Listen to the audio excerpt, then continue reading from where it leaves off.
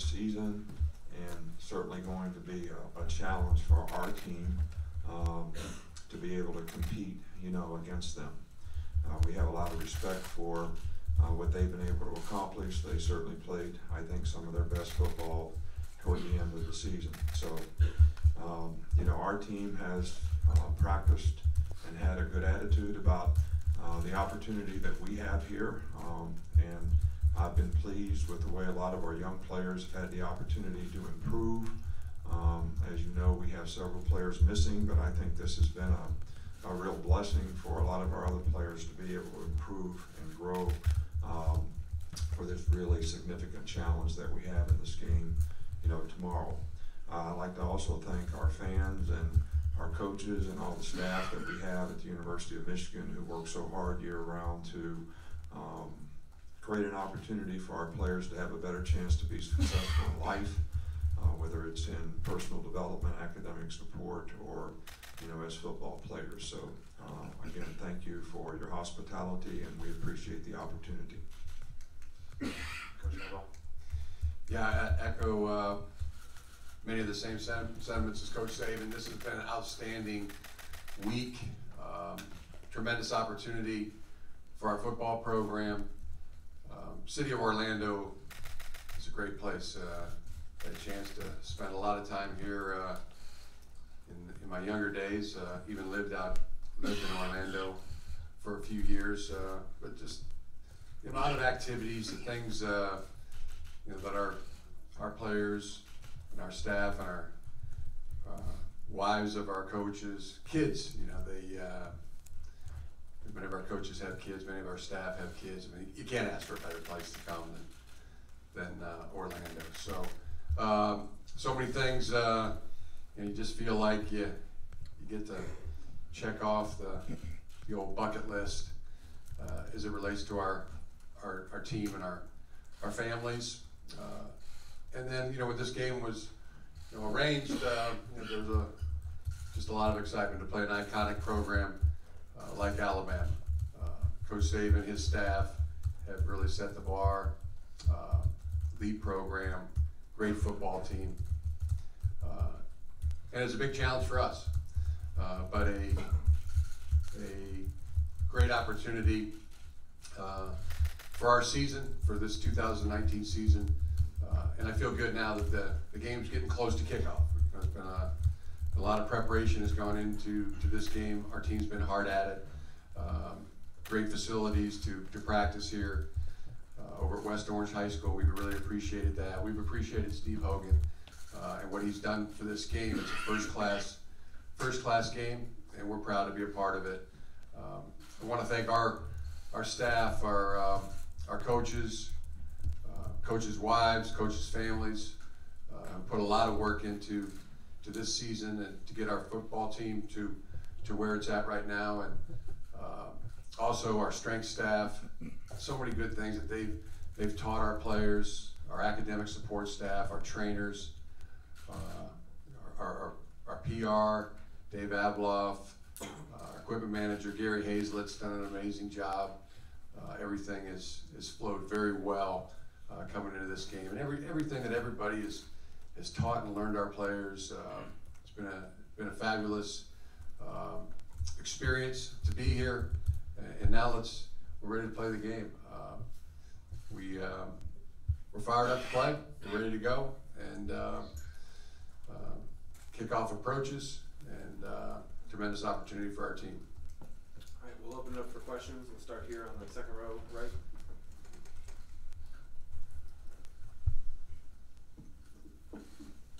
Just for Coach Saban, right? Dylan Moses announced that he's going to come back next year. Just what advice did you give to him in that decision-making process, and what does that mean for your defense next year? Well, I think that we try to give the facts and the reality of every player's situation relative to the decision that they can make for them and their family. In Dylan's case, it was because of his injury. How was that going to affect his draft status? He didn't play all year long this year. So he can create value by coming back, and we certainly have to, as an institution and an organization, make him feel comfortable relative to how we insure him and what he can do, so that hopefully this, you know, he's not going to have these kind of problems in the future, and he'll be able to improve his draft status. And I think that the big thing with Dylan was he wanted to be a part of the team. You know, he wanted to be a leader of the team. He wanted to come back and play well for Alabama, and that was probably the deciding factor for him. And obviously, he's a great player. He's a good person and a good leader, and he can make a significant impact on making us better next year. Cool. Across the aisle on the left. Kyle Nash, Blue HQ Media. This is a bit of a question for both you guys, but we'll start with Coach Harbaugh. Coach, when you look at the film, obviously you've had the week leading up and a little before to get prepared for the game. When you look at the film, what comes off the screen when you're checking out the Alabama program? A lot of really good things. You know, offensively, and I like Coach Saban, you know, talk about his own team, but you know, he's got a lot of great things to talk about schematically and players. You know, offense that is, you know, built for speed and attacks every part of the field in the passing game, in the running game.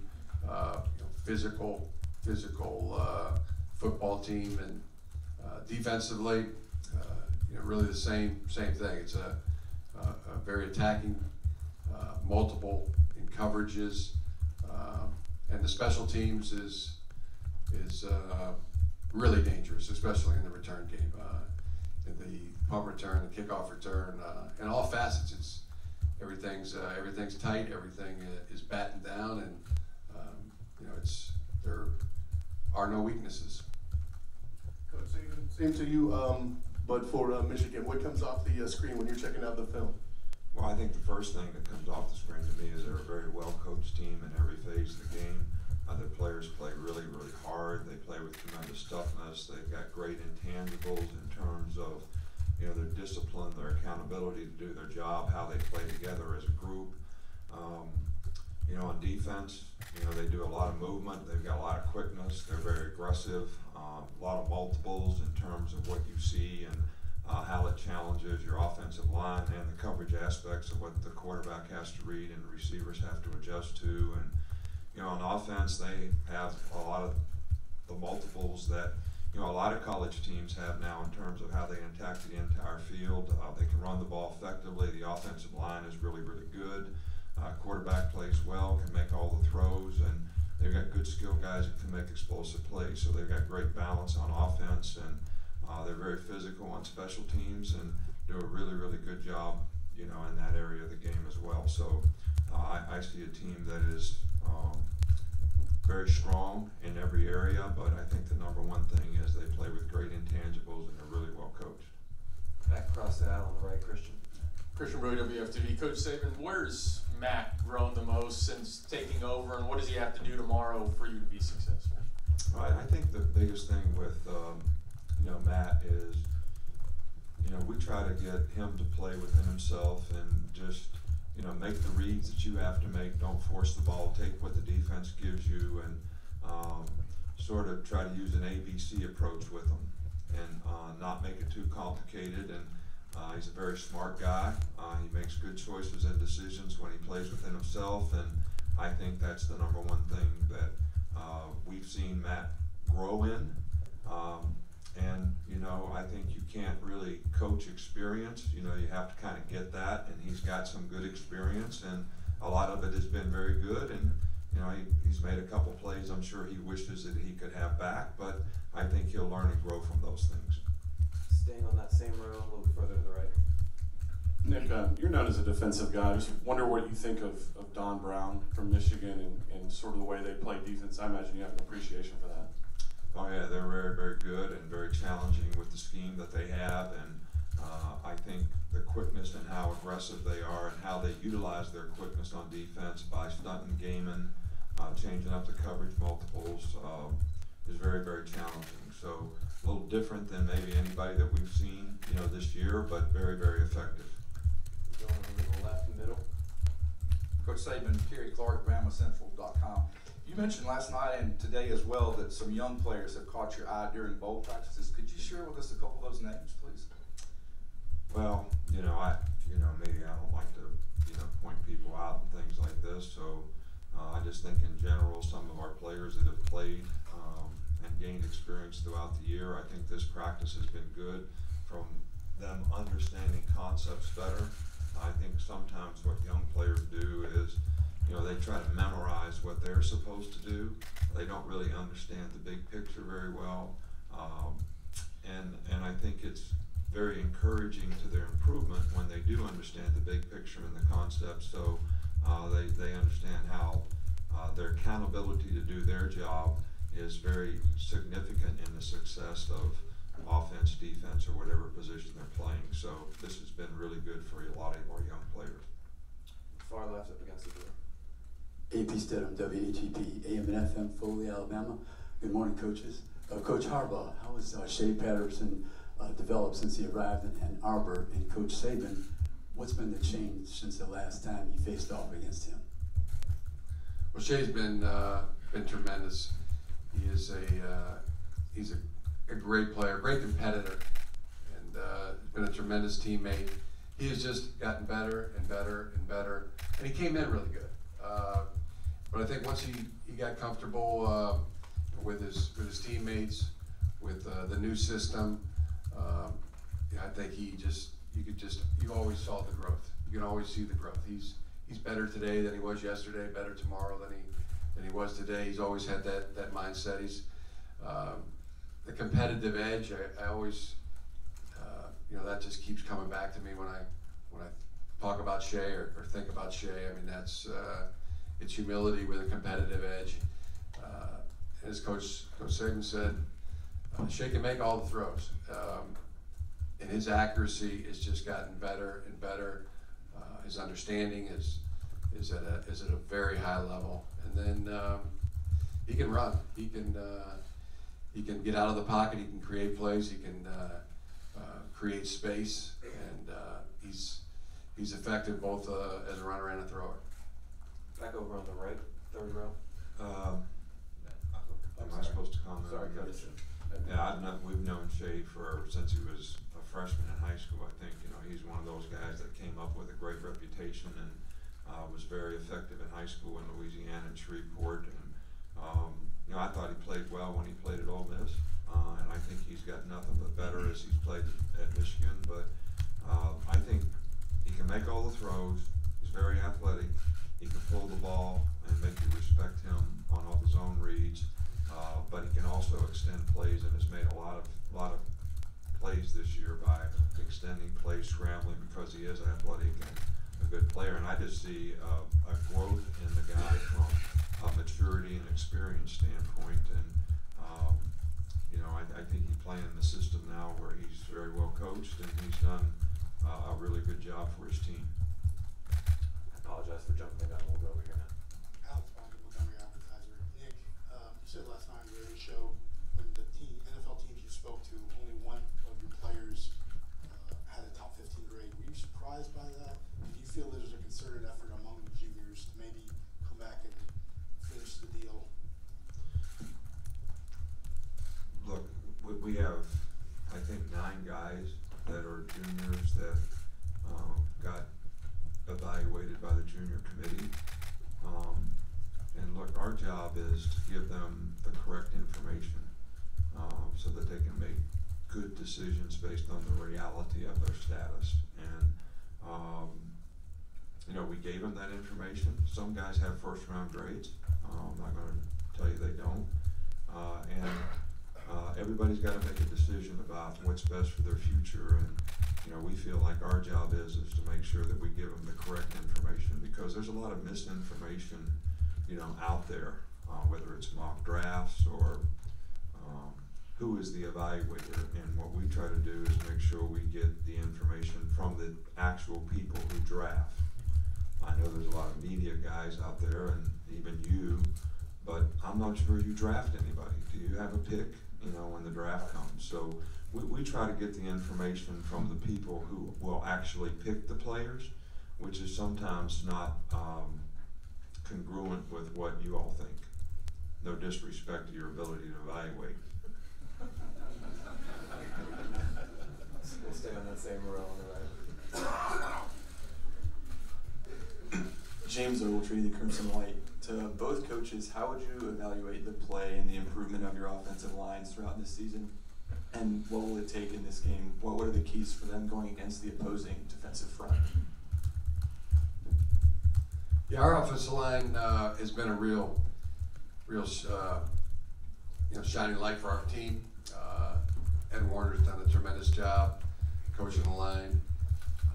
It's a veteran line. John Runyon, Ben Bredesen, Cesar Rees, Michael Wainu have played a lot of football, and Jalen Mayfield, the redshirt freshman, has stepped in at right tackle and done a fabulous job. Our tight ends also very much involved in the running game and the pass game. But the protection's been good. It's going to really need to be this week. I mean, as you pointed out, the defensive line that stunts, moves, physically can set the edge, and physical linebacker play. And our guys are excited about that. They're it's a challenge to them. It's an opportunity to show that they're good at football too. But that's two opposing wills colliding. I've told our guys, have at it. This is it's a big challenge, big staff. We definitely have tremendous respect for our opponent in this game, but take your best shot. We'll go over to the bottom. Austin Meek with The Athletic.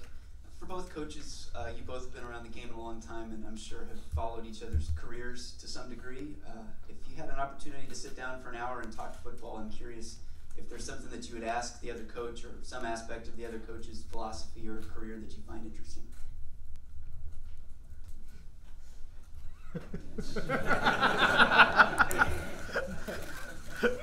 That'd be a real treat.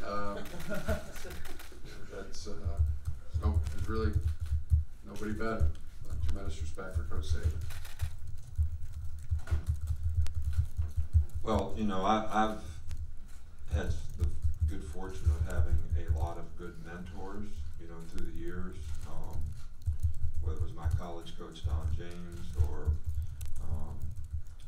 George Furless at Michigan State and the time that I spent there with him, or Bill Belichick.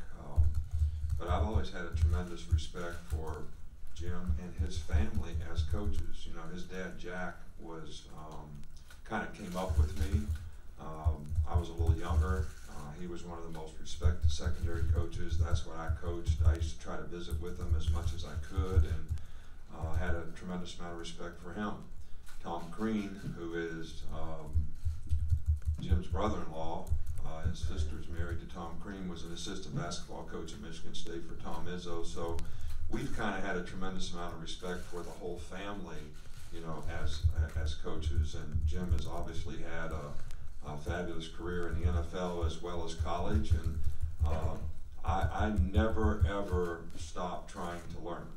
And I would certainly cherish and have tremendous gratitude for the opportunity to be able to sit down with Jim and talk to him about how he does things and how that could improve our organization.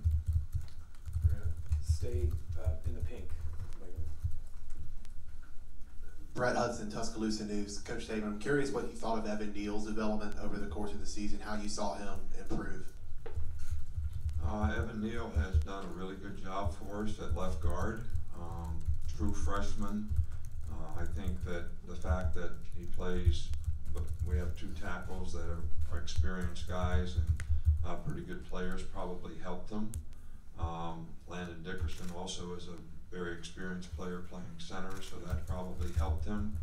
And I think he's going to get really, really challenged in this game because complexity, multiple stunts, and that their front is going to throw at us, is going to challenge our entire offensive line. But I think the guys that have the least experience will be challenged the most. And Evan has done a great job for us all year long, and we're really pleased with his progress. And I think he has a very bright future. Only have time for a couple more. We'll have first one over here on the right or on the left still. Robert Page, which is all about sports out of New Jersey. This question is for both coaches. You've had a couple weeks off, or a few weeks off now. What is your preparation to keep the guys ready for a game of this magnitude with all the time that you have off? Yeah, it was 3 weeks of practices, really right around that time. I think for us, the first week and a half, 2 weeks was really studying as much as we could the Alabama team, in all phases, and individual matchups. And that week, that work was good. Our guys worked hard, prepared hard, as we were putting in the game plan as well. And then the last week and a half, it was really trying to polish what we were trying to do, make ourselves understand the game plan, and our players to really have it honed and practiced. Really made it more about us the last week and a half, and feel like our guys have really been hard at it, and they're moving around good. The ability to come down here and practice outside again, that was good. And now, never really say the hay's in the barn. We're still working and polishing, but feel like time to play a football game. You have that feeling now that it's time, and have at it. From our standpoint, we kind of look at any bowl game, or whether we're in a playoff or whatever it is, that when we have a significant amount of time off, we try to not tie the end of the season to actually the bowl game, and sort of approach it like it's a one-game season. So our players had a couple weeks off, and we practiced for a week at home, took 3 days off for Christmas, and came down here and practiced for a week. So I think a lot of it has to do with mindset. I think our team was a little disappointed in the way we finished the season, and maybe didn't reach some of the goals that we had initially in terms of what we wanted to accomplish and what we wanted to do as a team. So this game against a very, very good team that has great tradition is certainly an opportunity for our players to sort of go out and play well against a good team, and maybe you can diminish some of the disappointments of the season, and that's kind of been the approach, with the players, and we've had good work. Our final question will be over on the right. John Alba, Spectrum Sports. The Citrus Bowl obviously means a lot to this area, and this is one of the more high-profile matchups that this area has had in some time. And with the emergence of schools like UCF, college football has grown a lot in this area. So starting with Coach Harbaugh here, given your experience in Orlando, what is your impression of how the sport has grown in the Orlando area, and what do you think this matchup can provide for those fans? I think it's a huge matchup. Our players, had a tremendous time with the youngsters in the area yesterday. That was adorable. It's great to see our guys and the kids interacting, and other people that have you just run into, whether it's been over at Disney World and things like that. There seems to be a tremendous amount of excitement for the game here in town, and it's gotten a lot of national exposure. I think it'll be a well-watched game. I would predict that, and so I think it's really good. I mean, to us, we look at it. This is a first-class bowl game against a great opponent, and that's pretty darn good. So we'll go out and play our best. I guess I have a unique perspective on this because I played in 1972 Tangerine Bowl here. Kent State versus Freddie Solomon and the University of Tampa. So based on what this game has become relative to where it was then, I think this community has done a great job of supporting the game, and obviously the organization of this bowl game has grown to be something special, you know, I think one of the great venues in college football to have an opportunity to be a part of. I think Orlando itself has grown, you know, with the bowl game, and the Citrus Bowl folks have certainly taken advantage of that. So I know that we were excited about having the opportunity to come here and play because we were here in, I think, 2010 and had a great experience, and I've actually experienced and seen growth even since then in terms of what this game does, and I think what they do for the community is really significant for the community as well. Gentlemen, thank you for your time. Good luck tomorrow.